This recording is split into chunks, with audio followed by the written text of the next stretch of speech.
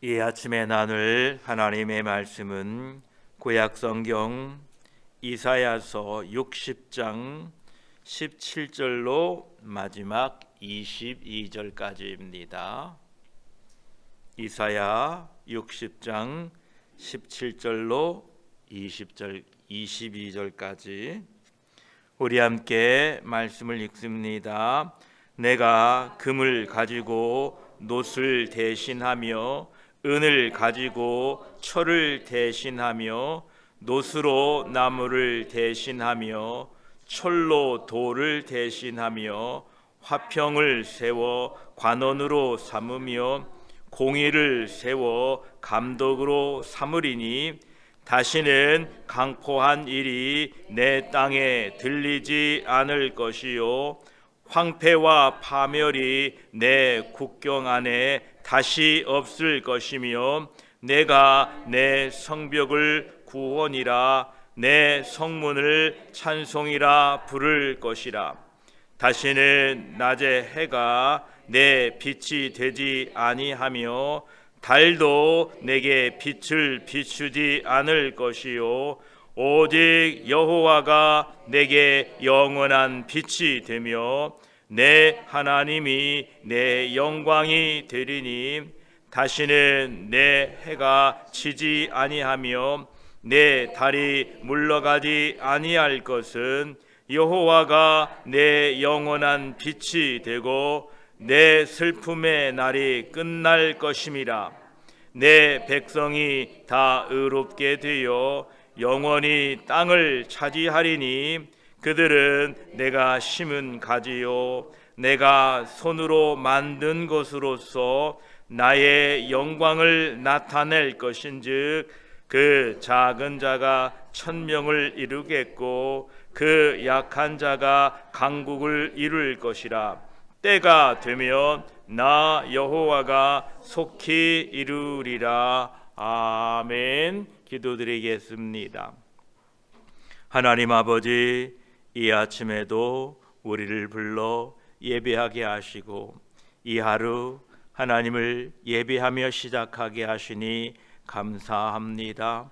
예배 가운데에 하나님 말씀하여 주시고 하나님의 은혜를 오늘 하루도 덧입고 살도록 도와주시옵소서. 오직 하나님만이 우리의 구원자이시요 오직 하나님만이 우리의 도움이시오니 오늘도 우리를 도우시고 우리와 함께하여 주시옵소서. 말씀 가운데에 성령 하나님 함께하여 주시옵소서. 우리 주 예수 그리스도의 이름으로 기도드립니다. 아멘. 60장 17절에 내가 금을 가지고 놋을 대신하며 은을 가지고 철을 대신하며 놋으로 나무를 대신하며 철로 돌을 대신하며 화평을 세워 관원으로 삼으며 공의를 세워 감독으로 삼으리니 라고 말씀하십니다. 하나님은 하나님의 백성들에게 더 좋은 것을, 가장 좋은 것을 대체해 주시면서 주실 하나님의 영광에 대하여 말씀하십니다. 이런 축복의 궁극적인 이유는 바로 하나님의 함께하심입니다. 하나님이 이러한 축복들을 가져다 주십니다. 여러분의 삶에 무엇이 있다면 그것이 좋은 것이든 안 좋게 생각되는 것이든 하나님과 관련이 있는 것임을 우리는 알아야 됩니다.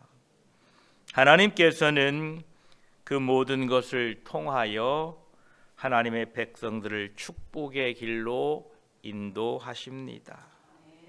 우리가 생각하기에는 좋지 않은 것이었는데 오히려 그것으로 인하여 내가 세상으로 나가지 않고 하나님을 붙들게 되는 축복의 길인 것입니다.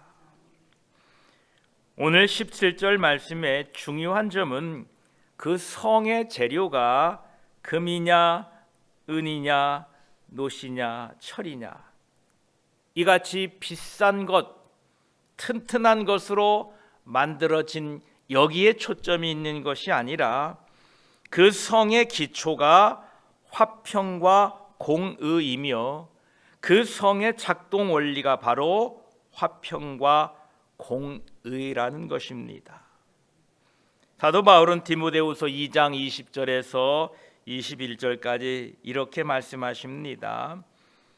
큰 집에는 금 그릇과 은 그릇뿐 아니라 나무 그릇과 질 그릇도 있어 귀하게 쓰는 것도 있고 천하게 쓰는 것도 있나니 그러므로 누구든지 이런 것에서 자기를 깨끗하게 하면 귀히 쓰는 그릇이 되어 거룩하고 주인의 쓰임에 합당하며 모든 선한 일에 준비함이 되리라 라고 말씀하십니다. 하나님의 백성들은 자신의 그릇의 종류가 무엇인가가 중요한 것이 아니라 어떤 재질의 그릇이든 자기를 깨끗하게 하면 오늘 17절에 말씀한 것과 같이 화평과 공의로 살게 되면 하나님께서 귀히 쓰시는 그릇이 된다는 것입니다. 다른 사람과 자기 자신의 그릇의 재질을 비교하다가 불평 불만으로 허송세월을 보내지 마시고 무슨 그릇이든 무슨 재질의 그릇이든 자신을 깨끗하게 할 때에 하나님은 귀하게 사용하십니다. 저 사람은 금 그릇인데 나는 왜 나무 그릇이야? 비교가 안 되네 라고 여러분 불평하지 마십시오. 내가 비록 나무 그릇이요 질그릇 같을지라도 내 자신을 깨끗하게 하면 하나님은 얼마든지 사용하시고 축복하신다는 사실을 기억하시고 늘 자신을 깨끗게 함으로 하나님의 귀한 쓰임받는 백성들이 되기를 축복합니다. 그러시면서 하나님이 세우실 새 예루살렘은 18절에 보니까 다시는 강포한 일이 내 땅에 들리지 않을 것이요 황폐와 파멸이 내 국경 안에 다시 없을 것이며 내가 내 성벽을 구원이라 내 성문을 찬송이라 부를 것이라 말씀하고 계십니다. 하나님은 화평과 공의로 기초를 삼으시고 새 예루살렘을 세우실 텐데 거기에는 강포나 황폐나 파멸이 더 이상 존재하지 않는다라는 것입니다. 하나님께서 약속하신 이 새 예루살렘의 모습은 예수 그리스도께서 오신 후에 완성이 될 하나님의 나라를 보여주고 있습니다.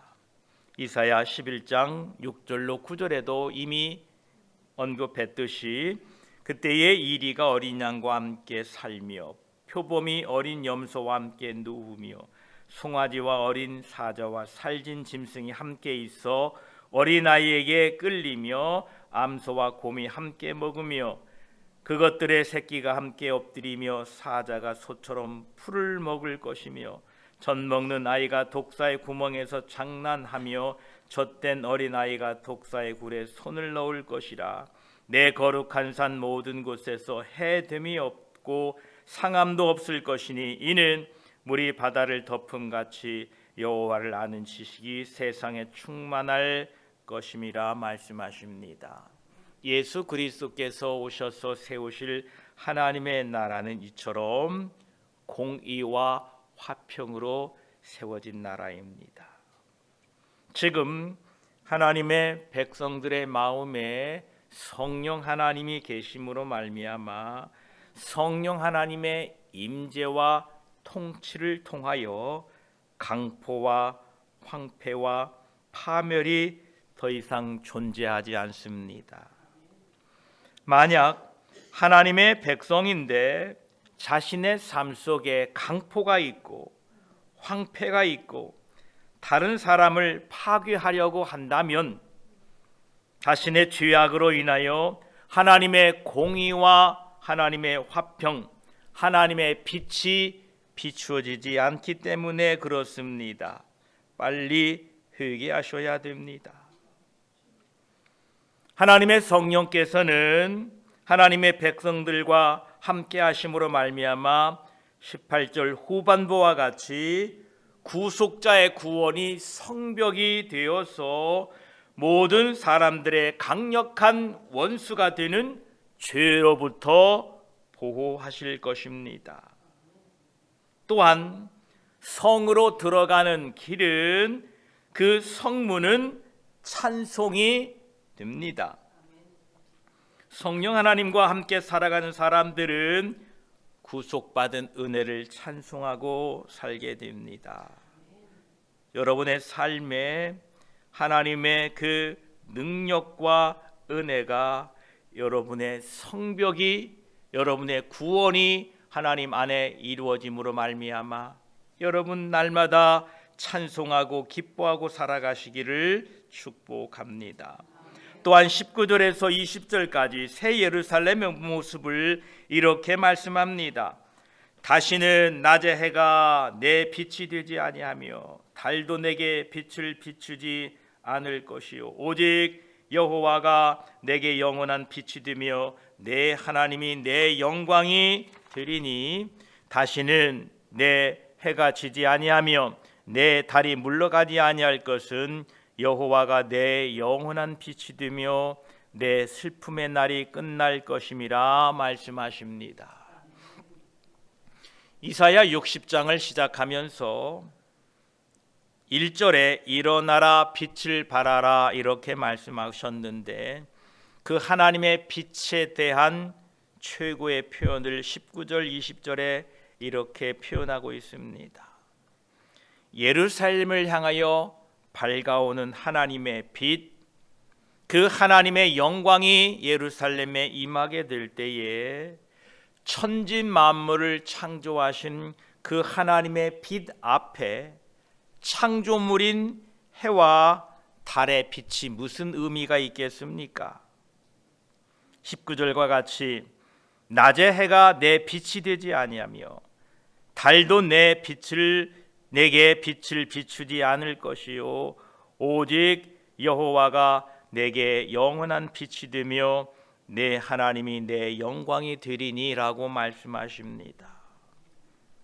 이 하나님의 빛인 예수 그리스도를 히브리서 1장 3절에는 이는 하나님의 영광의 광채시요 그 본체의 형상이시라 그의 능력의 말씀으로 만물을 붙드시며 죄를 정결하게 하는 일을 하시고 높은 곳에 계신 지극히 크신 이의 우편에 앉으셨느니라 말씀하십니다. 하나님의 영광이 우리 안에 비추게 될 때에 그 영광으로 인하여 저 해와 달의 빛이 더 이상 필요 없다는 것입니다. 이 말씀은 하나님의 영광이 우리에게 임하게 될 때에 우리 인생의 참 의미와 우리 인생의 참 목적이 이루어지게 된다라는 것입니다. 이사야 선지자 당시의 사람들도 이 빛이 사람들의 건강과 생명에 깊이 연결되어 있다는 사실을 알았습니다. 또한 현대의 과학자들은 더욱더 모든 생명체가 저 태양이 그 빛이 얼마나 중요한 역할을 하는지 이구동성으로 말하고 있습니다. 많은 어린아이들의 과학 도서 중에 빠지지 않는 내용이 태양에 관한 내용입니다. 그 제목 중에는 만약 태양이 사라진다면 라는 이런 제목의 책들이 참 다양하게 많습니다. 우리는 태양계라는 이 큰 우주 속에서 살고 있습니다. 이 물리적인 세계 속에서 태양의 빛은 절대적이고 반드시 있어야 이 태양계가 유지가 됩니다. 태양이 이 태양계의 분명한 목적과 이유와 강력한 힘을 가지고 있는 것처럼 영적인 세계에서도 이 하나님의 빛의 역할은 물리적인 세계 속에서, 물리적인 세상 속에서 있는 저 태양빛보다 더 중요하고 더 명확하고 더 분명한 위치와 목적이 있다라는 것입니다. 그 어린아이들의 과학도서 중 태양이 사라진다면에 밝히고 있는 중요한 몇 가지 사실 중에, 태양이 사라진다면 지구는 태양이 붙잡고 있는 중력이 사라짐과 동시에 끈 떨어진 연처럼 정처 없이 떠돌아다니는 떠돌이 별이 됩니다. 그래서 우리는 봄, 여름, 가을, 겨울을 경험할 수가 없습니다. 온 지구는 얼음 왕국이 될 것이고, 세상은 캄캄한 암흑천지가 될 것이고, 모든 식물은 광합성 작용을 멈추고 죽게 됩니다. 만약에 태양이 사라진다면 여러분 내년 봄 농사 못할 겁니다. 이처럼 모든 생명체는 태양이 사라짐과 동시에 죽게 됩니다. 살 수가 없습니다. 태양의 빛이 이러할진대 그 태양을 만드신 하나님의 영광이 사람 속에서 사라지게 된다면 어떻게 되겠습니까? 우리 인간에게는 소망이 없습니다. 그래서 이 하나님의 빛이야말로 우리 인간을 인간되게 하고 우리 인간의 삶의 목적과 이유를 분명하게 밝혀주는 것입니다. 하나님의 백성들에게는 이 빛이 있습니다. 20절에 보니까 다시는 내 해가 지지 아니하며 내 달이 물러가지 아니할 것은 여호와가 내 영원한 빛이 되고 내 슬픔의 날이 끝날 것임이라, 이렇게 말씀하셨습니다. 하나님이 우리의 빛이 되어 주신다는 겁니다. 저 태양계의 태양과 같은 역할보다 더 명확하고 더 분명하게 우리에게 비춰 주시겠다라고 말씀하고 계십니다. 하나님의 백성들을 향한 책망으로 슬픔의 날이 있으나 예수 그리스도께서 오셔서 완성될 새 예루살렘은 슬픔의 날이 끝나는 날이 될 것입니다. 예수 믿는다고 때로는 슬픔을 당하고 여러 가지 어려움을 당하지만 여러분 소망 가운데 사시기를 바랍니다. 예수 믿으시니까 억울한 소리도 듣습니다. 하나님 섬기니까 오해도 받습니다. 그러나 예수 그리스도께서 오셔서 우리의 모든 눈물을 닦아주시고 우리의 원통함을 다 들어주실 줄 압니다. 요한계시록 21장 4절에도 모든 눈물을 그 눈에서 닦아주시니 다시는 사망이 없고 애통하는 것이나 곡하는 것이나 아픈 것이 다시 있지 아니하리니 처음 것들은 다 지나갔음이러라. 아멘. 그 마지막 날을 기억하시고 지금 우리 모두는 애통하십시오. 자신의 죄 때문에 애통하시고 나의 부족함 때문에 애통하시고 자녀들을 위하여, 고난 당하는 이웃을 위하여, 주님의 몸된 이 교회를 위하여, 나라와 민족을 위하여, 또한 영원한 심판으로 달려가고 있는 저 사람들을 위하여 애통하시기를 바랍니다. 이러한 사람들이 복이 있습니다. 이러한 하나님의 사람들은 하나님의 약속이 이러합니다. 21, 22절에 내 백성이 다 의롭게 되어 영원히 땅을 차지하리니 그들은 내가 심은 가지요 내가 손으로 만든 것으로서 나의 영광을 나타낼 것인즉 20절에 그 작은 자가 천명을 이루겠고 그 약한 자가 강국을 이룰 것이라. 때가 되면 나 여호와가 속히 이루리라 말씀하셨습니다. 하나님의 빛은 하나님의 백성들 안에서 역사함으로써 하나님의 성품으로, 즉 공의롭게 그리고 의롭게 되어 갑니다. 이러한 사람들은 땅을 차지한다고 합니다. 여기에서 땅이라는 것은 이 세상의 땅을 말하는 것이 아닙니다. 하나님께서는 아브라함에게 가나안 땅을 약속해 주셨습니다. 그 가나안 땅은 실제적인 땅의 내용입니다. 그러나 단지 가나안 땅만을 말하는 것이 아니라 하나님의 약속을 의미합니다. 하나님께서 영원한 땅을 차지하겠다라고 말씀하시는 것은 하나님의 백성들이 하나님을 신뢰하고 하나님을 붙잡고 살게 되면 하나님의 약속한 언약, 하나님의 약속한 천국을 우리에게 주시겠다라는 것입니다. 이러한 하나님의 약속, 영원한 땅을 차지하게 되는 우리들이 이 땅에 사는 동안에 하나님을 신뢰하시고 하나님을 붙들고 의지하고 살아가시기를 축복합니다. 하나님은 때가 되면 속히 이루어 주시겠다라고 말씀하십니다. 이 약속하신 때가 멀지 않았습니다. 그 날까지 각자 우리에게 임하신 하나님의 빛, 성령 하나님을 통하여 그 빛을 세상에 비추시고 세상 속에 나아가 소금과 빛으로 살아가시기를 축복합니다.